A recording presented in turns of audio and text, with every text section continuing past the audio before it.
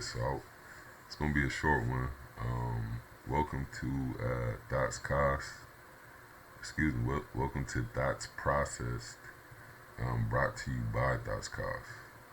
Um, Today, wanted to lighten it up. We've been talking about the election. Um, Talked about special education, which we will continue to do. Today, I want to talk about Jordan, man. I want to talk about Michael Jordan. Before I get started, before anybody's like, man, I could swear this guy be doing the check-ins with the shoes, and he likes Jordans, and if he didn't wear size 18, he probably had more pairs of Jordans, which is probably true. I just wanna not to show off, but just to show I got J's, I got a closet, full of J's, not as many as some, but I'm branded. All right, so as I'm talking about this, I don't want anybody like, man, this dude's, he's a hypocrite, or how you gonna talk like that and still be, So I just want to make sure I'm throwing it out there. I've been branded too. Okay, so before I start talking about this, I've been branded too. I was born in 1983.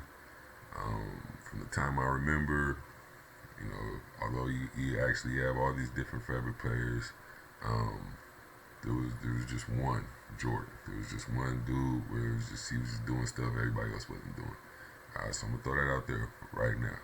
Alright, so beautiful shoes too, by the way. Alright, so we keep that up. You know what I'm saying? Let this guy get some more marketing, free marketing. Right? He don't really need it. So we're just gonna keep that up today. But we talking about Michael Jordan. And as we talk about him, you know, it's pretty obvious. Dude was amazing. Um, he was amazing. So I think that goes without saying. But I just always think it's interesting when we start talking about who's the greatest, when we get into those types of arguments. Even if you think he's the greatest, some people tend to brush other people off. I'm a firm believer that this is in large part because of marketing, right? The way Jordan was marketed, first by Nike and then becoming, you know, I think the greatest brand ambassador ever, right? I don't think there's ever been someone, an actual person, you know what I'm saying, that can say they've made, companies tens of billions of dollars. I think at one point it was like $10 billion, so let me say tens of billions. But you know what I mean.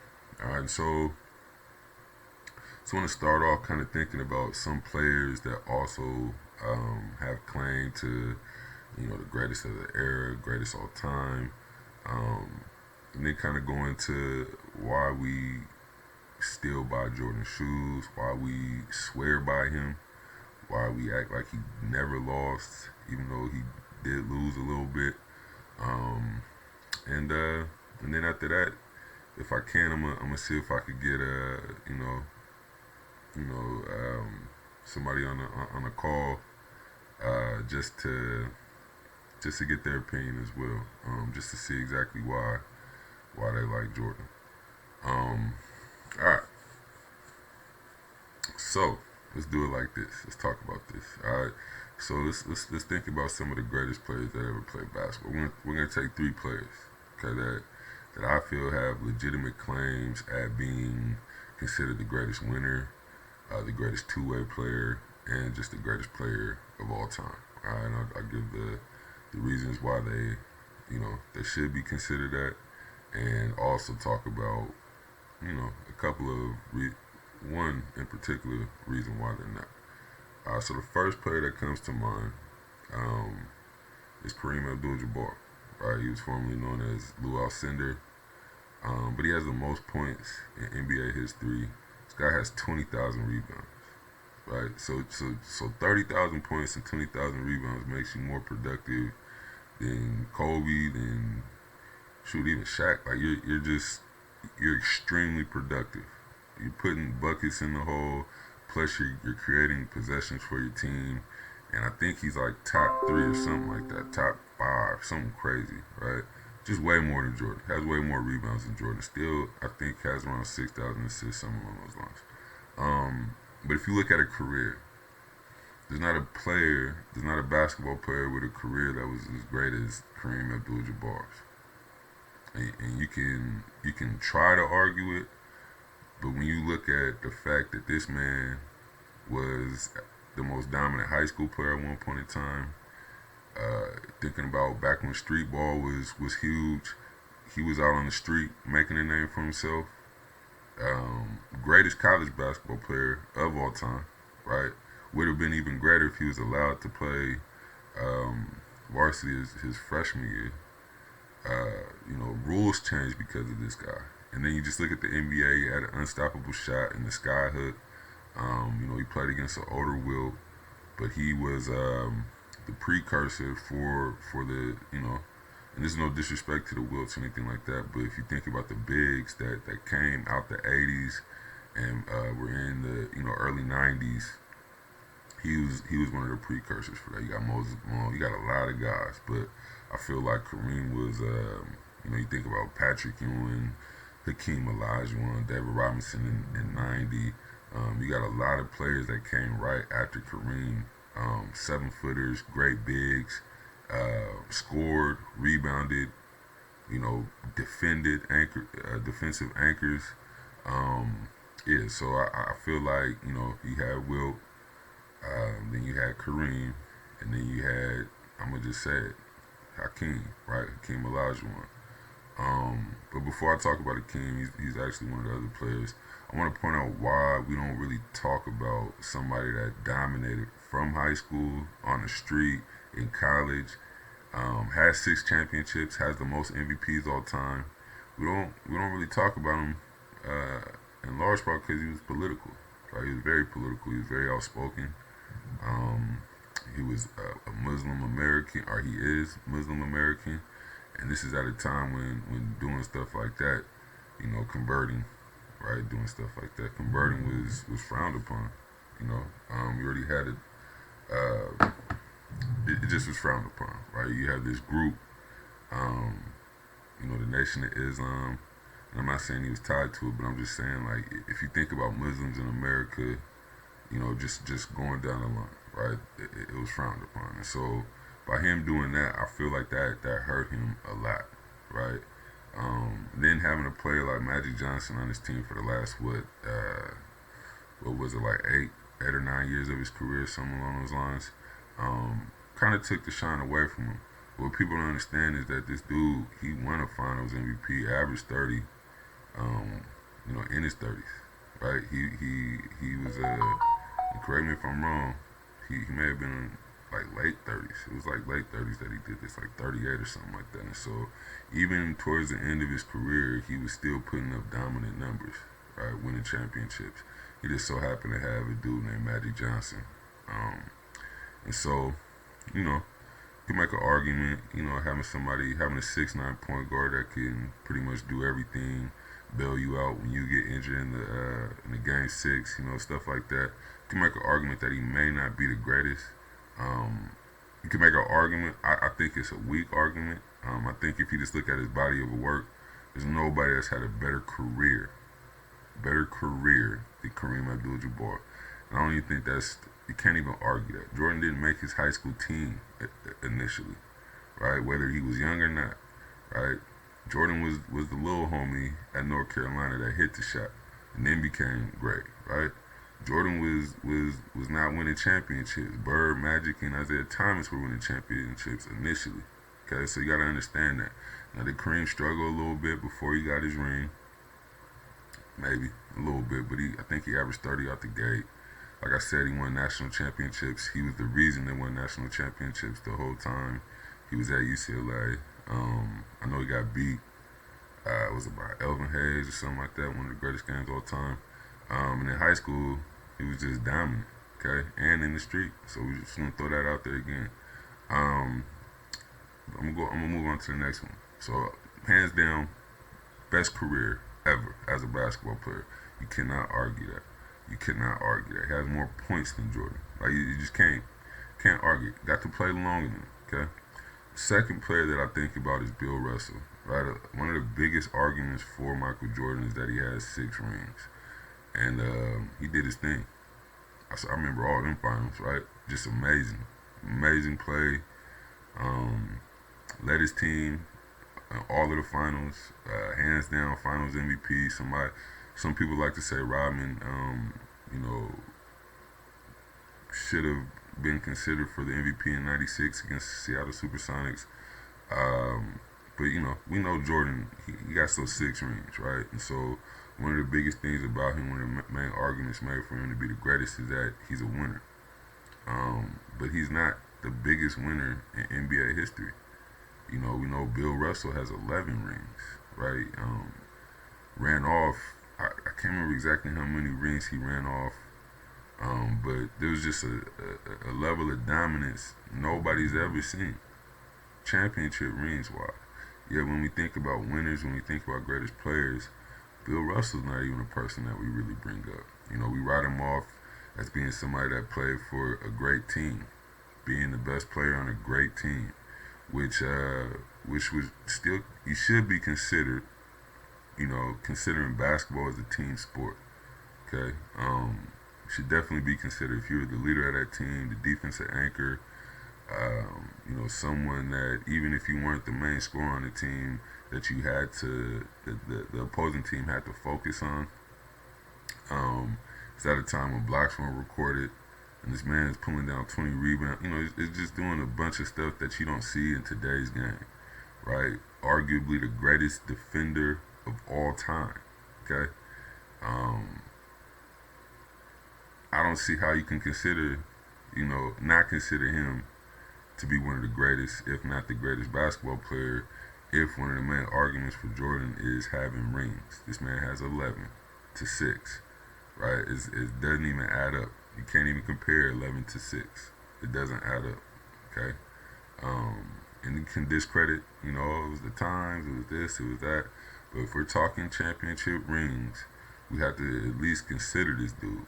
And if you're arguing with somebody about who's the best or just talking about it, and they bring up them Jordan rings and you try to bring up Bill Russell, you get shut down really quick. And it's crazy because it's just like, so then how can you make that argument?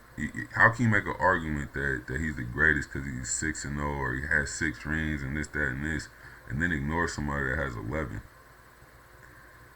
I don't know. That it doesn't make sense. Then another title, so biggest winner ever, greatest career, greatest player ever, and then there's another title that I recently just saw. He's considered the best two-way player ever, and I actually threw Kobe in there on top of that, and I think that is absolutely ridiculous. As great of a defender as Jordan was, as much as he did dictate pace and all that, I don't think a guard who very rarely is going to be the anchor of a defense could ever be considered to be the greatest two-way player ever. Especially when you have somebody like Hakeem Olajuwon, right, who did something Jordan did, once or twice, only guard to, was it 200 blocks, 20 steals and 100 blocks or something along those lines. Only guard to do that, something like that. Hakeem did it 12 times in his career. Right? He did what Jordan did once 12 times in his career.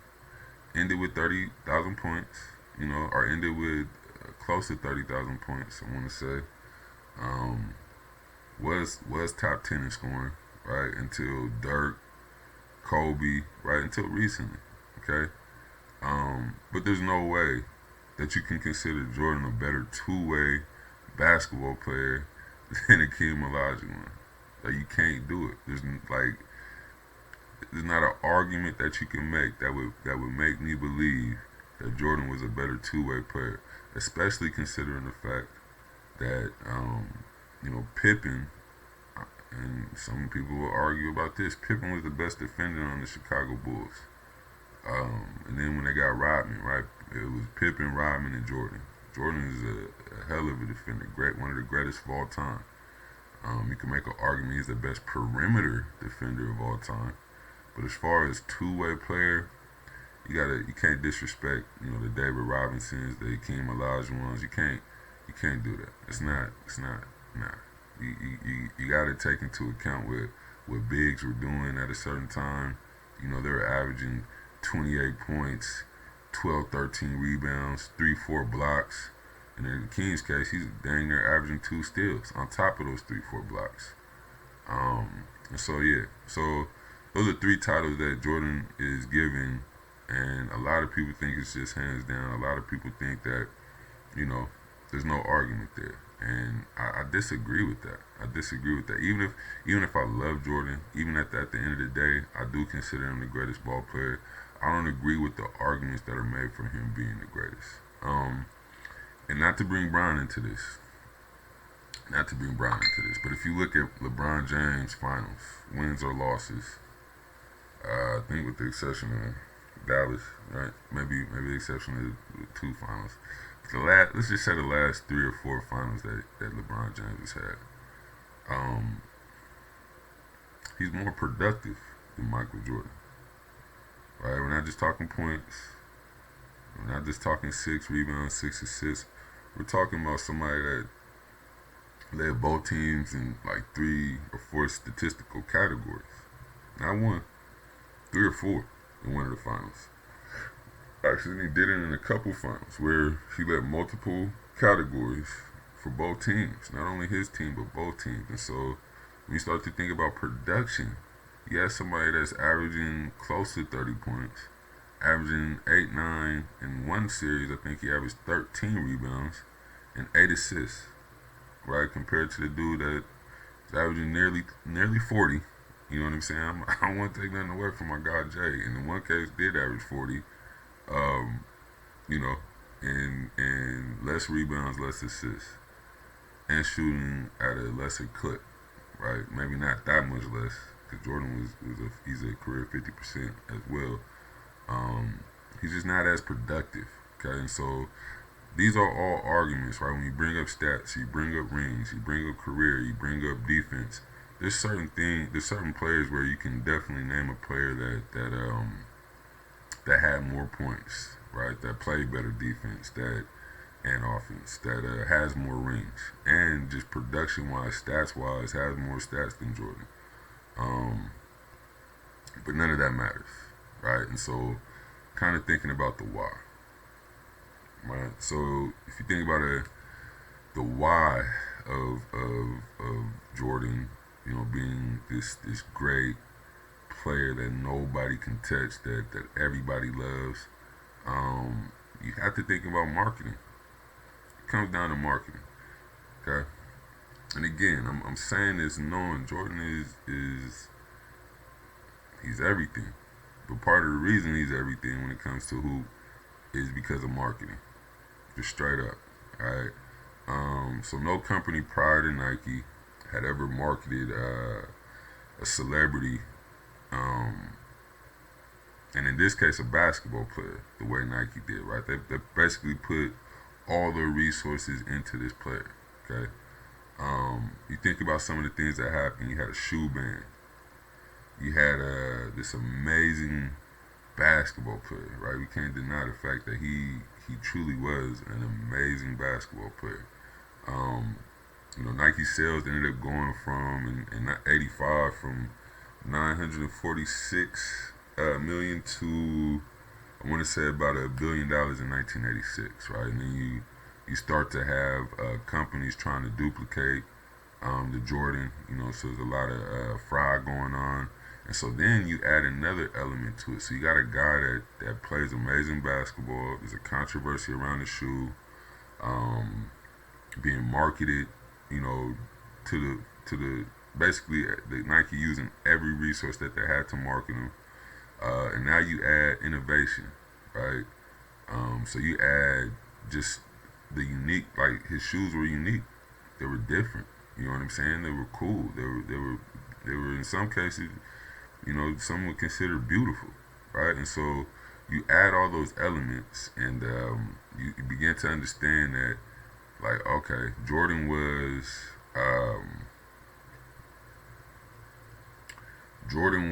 he was marketed in a certain way, right? And that's true, okay? That's true, right? He was marketed in a certain way, And as as a result, it made it to where a lot of us will always love Jordan. Okay, when you think about a brand, when you think about brand or agent brand equity, right? Jordan is unrivaled. Okay, you can maybe think of a Muhammad Ali, a Babe Ruth. You know what I'm saying? It's pop, from a popularity standpoint. But when it comes to agent brand equity, nobody rivals Jordan. Okay, um, but it's just funny to me when we think about how he was marketed. We think about the time, right? At the time, the NBA was all about teams, right? He couldn't compete with the Isaiah Thomas and Detroit Pistons, at least not early on. He couldn't compete with the Boston Celtics, which was Larry Bird's team. Couldn't compete with the Lakers. They actually never even got to play him in the finals or anything like that when they had Magic and Kareem. And during the 80s, he did have two really, really big stars, but they had teams, right? Nobody denied that they had teams, that they were they were great, you know, that what am I trying to say? Nobody marketed them as individuals. Obviously, they were highlighted as individuals, but they weren't marketed as individuals. They were. It was the show. It was Magic Showtime Lakers. Okay, um, and so you got to think about this. You got to think about this from the standpoint of let's look at it. Jordan acknowledged struggling in one of his commercials. He acknowledged missing shots. He acknowledged the fact that he wasn't perfect yet. If you ask players, or if you ask people that love Jordan, they only use that to reference his greatness. But if they're making an argument about another player, they don't really acknowledge Jordan as a loser at any point in his career.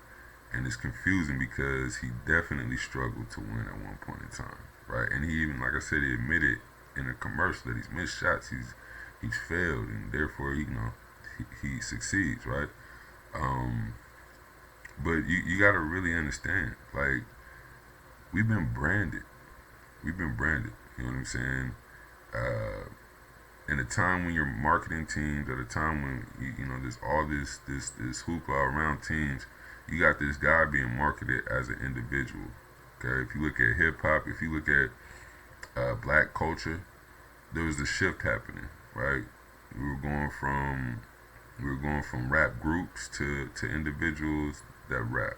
You feel me? And so at the same time, um, you know, you see it happening with Michael Jordan. You see him. Um, you see him basically being perceived as somebody that does it by himself, right? And this is despite having I would say the fifth best number two in the game. So the player that completed his duo, Scottie Pippen, I would say he had probably the fifth best number two of all time. One of the greatest defenders of all time. Playoff average it went up 3-4 points in the playoffs, and he was just a great player, right? He actually was under Michael Jordan's wing. One thing that I always give Jordan credit for is that he is the reason Scottie Pippen became the player that he became, and I think that's pretty evident. So I think he does deserve credit for actually building the team that he built. But it's if you hear how people talk about him, you still get this sense that Michael Jordan just did it by himself. Like he didn't have four other players on the court with him. If you play basketball, you understand that even a guy that only averages 4 points, they play a critical role in that team, especially if they're a starter. They're doing something on the court, right? And again, this is not to take away from Jordan. You see it, man. You see it.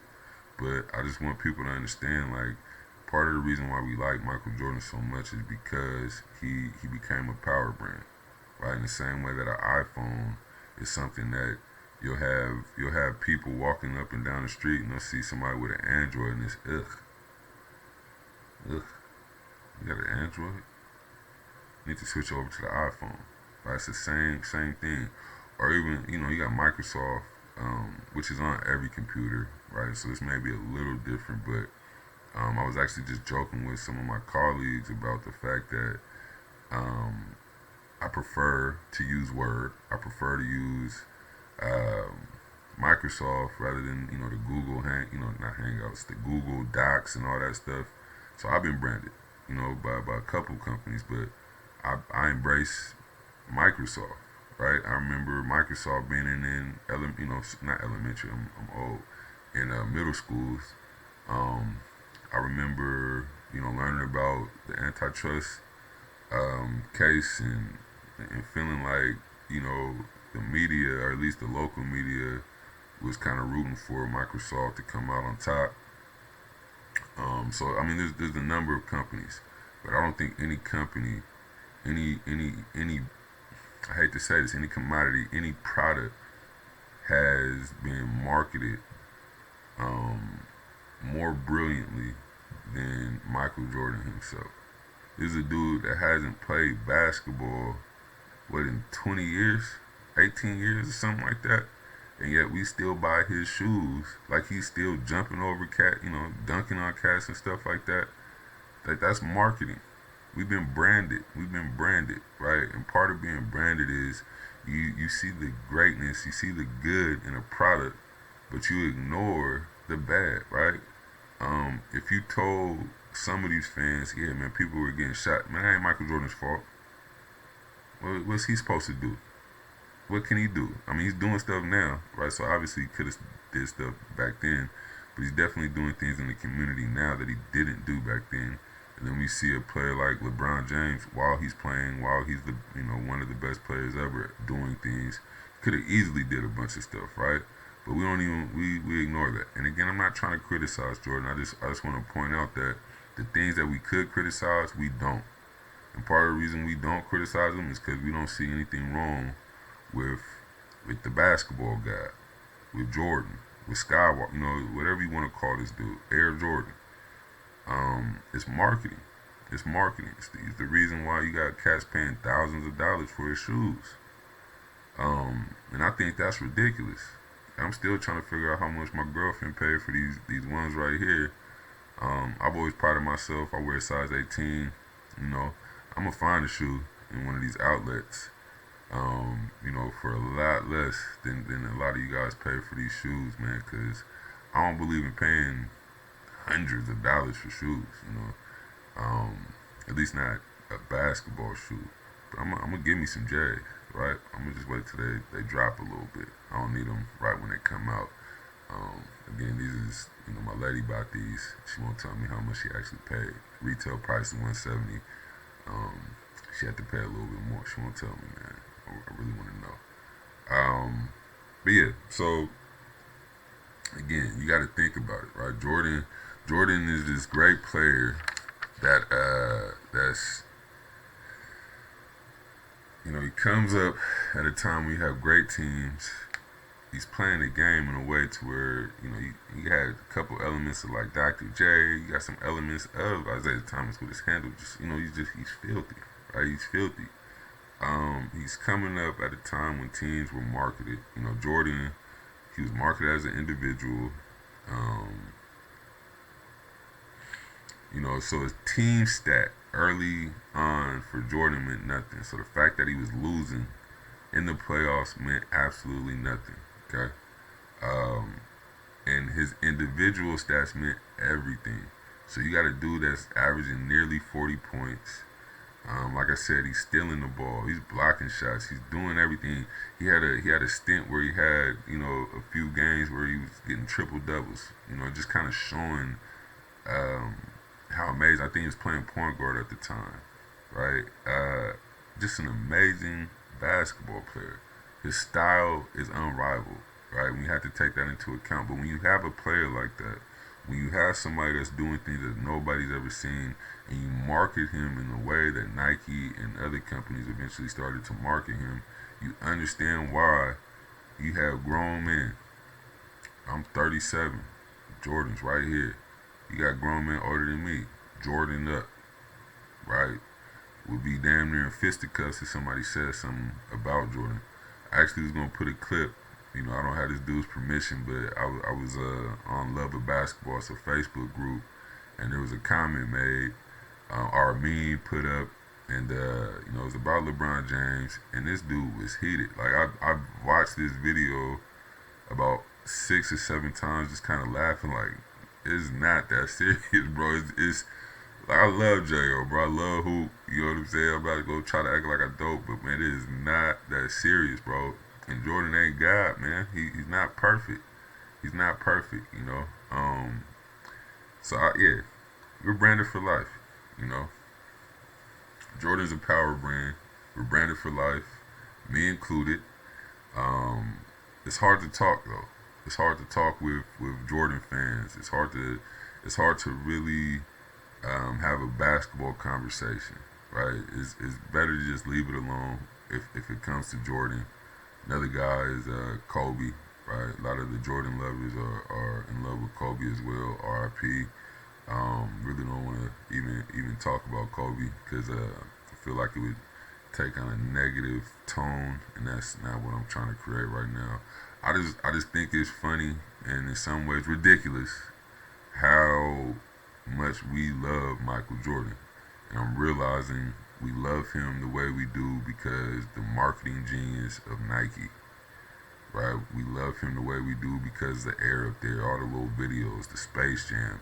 He was just marketed at a time where, in a way that now is commonplace. It's normal to be marketed as an individual, even in a team sport. It's normal for a black man to be, you know, the ambassador for a brand, right? He made a lot of this stuff normal. The guys making 30 million, 40 million a year, plus the 60 million that they're making from endorsements. There's a few of them, you know, LeBron James, there's a couple of them, up to 40, 60 million dollars. That's because of Jordan, right? And so the players benefit from how he was marketed.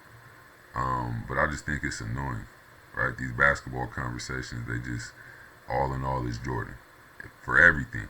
Even things where, like I said, a two-way player. There's no way he's a better two-way player than Hakeem Olajuwon. He can't be. It's not possible. Is he in that same category? Yeah. But there's no way he's a better two-way player than Hakeem, the Dream, Olajuwon. Just stop it. And so if I ever talk to you about hoop and you start talking about Jordan and you start hitting me with that, just the just no argument type stuff, let's just stop. I don't want to talk no more. You got it.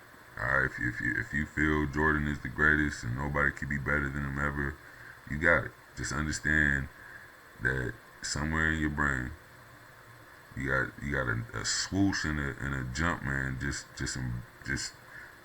stamped onto your brain, right? And it's no accident. It's no accident. They know what they're doing. Even to an extent, Jordan knew the image that he had to portray, right? Not speaking out on politics and certain things like that. And so he even played a part in his in the marketing. Actually played more of a part than people give him credit for. I think that definitely goes unnoticed. But yeah, so I want to keep it short, but also kind of point out like, yo, we gotta calm down with all these. I call y'all Jordan fanatics. I'm a fan. Some of y'all are fanatics, man.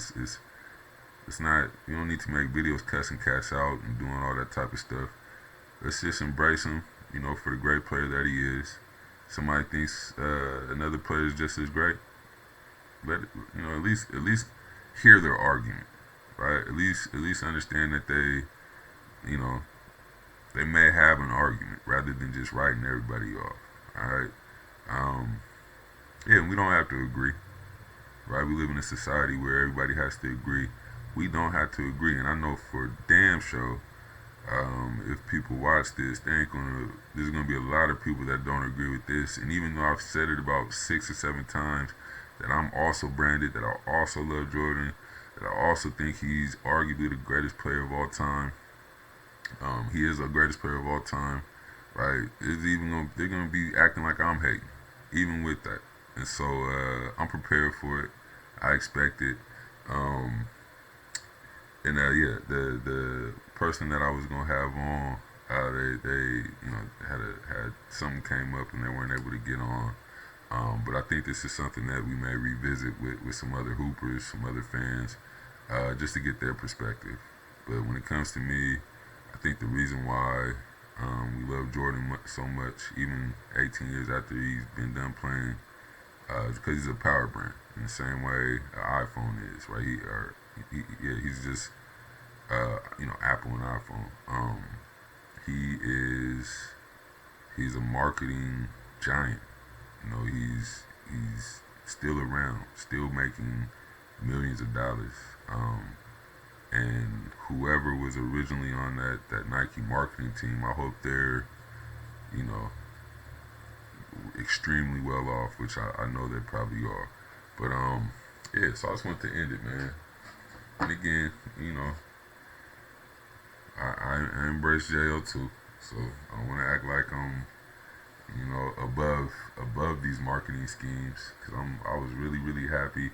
Did the new shoe smell, did all of that. You know what I'm saying? Made it a scene to open the box. It's just we gotta calm down a little bit, man. I ain't gonna say we gotta grow up, man, because I think everybody should have their heroes. Everybody should be able to embrace who they want to embrace. But it shouldn't take away your logic.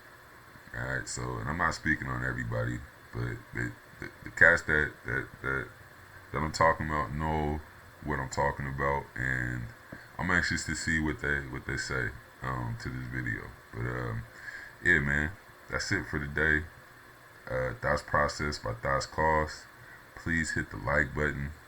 Please hit the like button. Subscribe on YouTube, and just be on the lookout for more content. Like I said, we're gonna be all over the board. We're gonna be talking about hoop, talking about politics, education, money, all of that. Hopefully, I could get some people from the community on the next couple episodes.